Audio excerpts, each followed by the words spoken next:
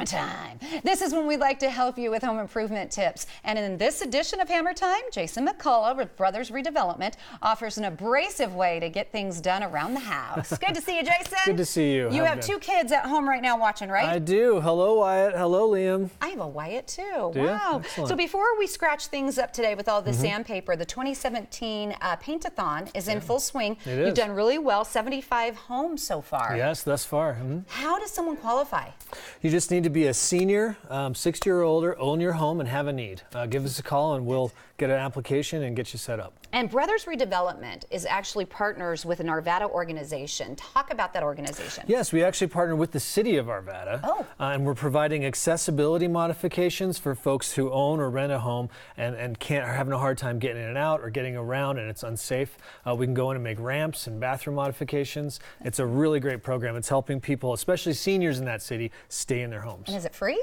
It is if you qualify, yes. Very absolutely. nice. Yeah, it's a grant-based program. Okay, you can go to brievents.org for any information that we're going over today, brothersredevelopment.org.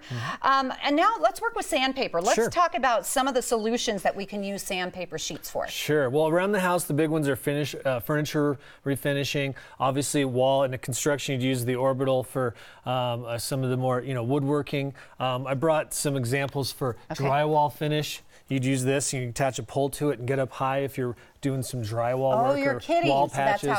Yeah, you can get up high. Is this the orbital you talked about? That's an orbital. That's for moving through material, taking paint off or just getting something real rough, real smooth. Okay, and what about some of the other pieces of sandpaper that you brought here on set? Well, this is just to show. I brought a nice plank of walnut from a great company that helps us, CS Woods in Denver, and this is a piece of Claro walnut, so it's cut right from the tree. And I took this from probably just a planer, which is probably like an 80 grit. You always move up in your grit, so you start with like an 80, which is real rough. Okay. You can see the grit there on it. Yeah. And then if you go all the way up to around 220 is if you want to just paint it. And then if you want to go for actual real finish, you can feel here it's super smooth. Oh, it is, and even shiny. Yes, and then you lacquer it at a certain point, and then you can take your double, when you get down to where you're just buffing it out, steel wool works really great just to smooth that out and get it just glass smooth. Very nice. Okay, let's go to the basics. Yeah, if I want to start sandpapering, is there a certain way? Do I go make circles? Do I have to do the top, the bottom, or do I just go all over? It really depends on what you're sanding and what you're going to do with that surface. If it's like this, you're just going to finish it. You want to go with the grain always. Never mix up and do circles. So you'd want to grab your block and you'd want to go with the grain. It doesn't matter how you use the sandpaper itself, which way that's going, but you always want to go with the grain of the wood. Okay. If I was just going to paint this, then you can use your orbital or get a sanding.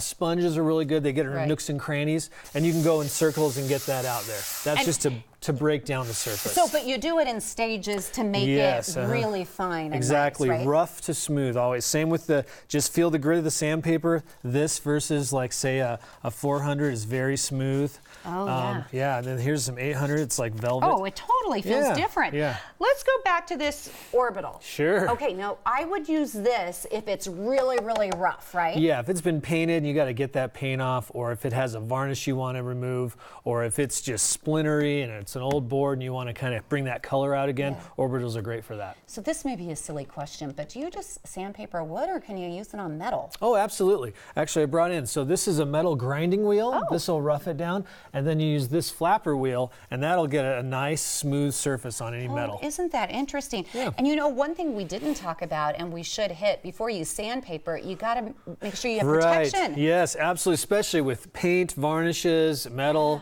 any of that kind of stuff. That's all harmful for you. You always want to have a mask and some eye protection. Some eyeglasses. Yes, Okay, so let's go over again the sandpaper sheets really quickly. Sure. And talk about, you don't even have to pick them up, the camera will get it. Talk about specifically what we would use each one for, what kind of project. Sure, so orbital and the strap here, which would go on a belt sander. Okay. That's for taking off really rough material, breaking down surfaces.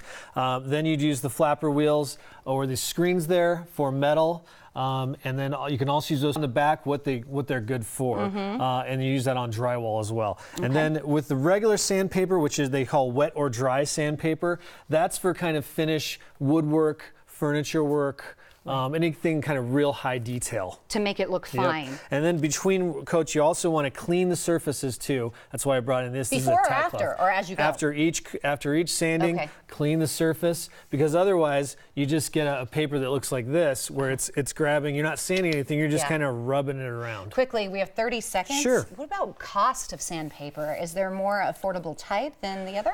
There are always, if you're a hobbyist, you know, and you're doing woodworking projects, you can get really expensive. I mean, it's like anything. It's you kind of get what you pay for. But most hardware stores will have different versions of sandpaper. Here's one that's elastic more. It'll last a little longer. Very nice. Well, thank you. Yeah. These are all really great ideas, and you do such great work too, helping our community. You can learn more about the work Jason does to help others online at brothersredevelopment.org, or call this number. It's 303-202-6340. Here's a quick reminder. What you saw on today's show is not a service provided under the mission of Brothers Redevelopment.